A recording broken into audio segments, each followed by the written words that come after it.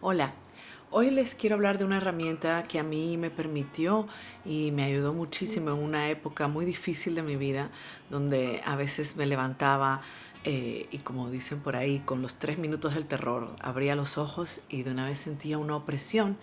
Estaban pasando cosas en mi vida importantes, pero a mí me costaba, como quizás a muchos de ustedes, identificar qué me estaba pasando, ¿no? Yo me levantaba y sabía que sentía una opresión y que empezaba un día nuevo y tenía como todo un mundo emocional muy difícil de identificar. Entonces, algo que yo practicaba muchísimo era llamar por teléfono a alguien, alguna amiga, que estuviera también en un camino de crecimiento y que me pudiera ayudar a identificar. Pero a veces, pues, no encuentras con quién hablar. Entonces, una herramienta que utilicé muchísimo y todavía la uso de vez en cuando era escribir. El diario de emociones, que no necesariamente tiene que ser diario, es una herramienta muy, muy buena para vaciar lo que hay en la mente, para vaciar lo que hay en las emociones, porque es como si empezáramos a escribir y de manera automática surgiera todo lo que nos está pasando. Ustedes saben que el mundo de las emociones es bien arropante.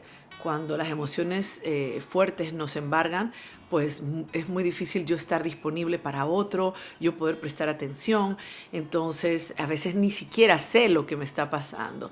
Si yo puedo expresar las emociones, ya sea con una persona, con una amiga, puede ser con un terapeuta, evidentemente, o un especialista, pero también si puedo sencillamente dirigirlas a nivel escrito, entonces también voy a aliviar la tensión.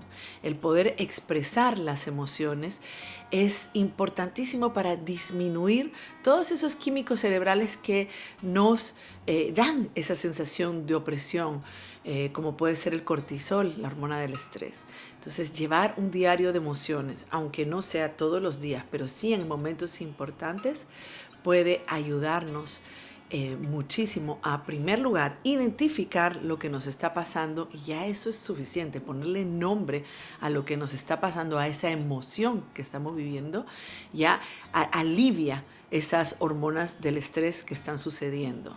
En segundo lugar, a poder dirigirlas, a poder decir, ok, esto es lo que me pasa, ¿qué puedo hacer? Tal vez necesito una caminata, tal vez necesito orar, tal vez necesito meditar, ¿qué puedo hacer con esto? Y en tercer lugar, que no es en orden de prioridad, sino algo muy importante, en conocerme yo, saber a qué cosas soy vulnerable, qué cosa me molesta, qué cosa me inquieta, cuáles son mis miedos, también es importantísimo para dejar de vivir la vida en automático. Y entonces, cuando yo dejo de vivir la vida en automático, ya no necesito arremeter con otro, arremeter conmigo, evadir mis emociones, porque mientras no identifique lo que me pasa, voy a buscar maneras de manejar aquello que me pasa, generalmente de formas muy, a veces hasta autodestructivas, ¿no? Voy a ponerme a trabajar mucho, voy a ponerme a comer mucho, voy a poner quizás no comer nada. Entonces, algo muy importante en el mundo de las emociones es aprender a identificar para poder aliviar aquello que me pasa, para poder tomar distancia de lo que me pasa y para poder entonces tener otro tipo de pensamientos. Y un segundo momento es hacerme responsable de eso que me está pasando. Es decir, ok, ¿qué hago de manera saludable para mí o para otros con esto que me pasa?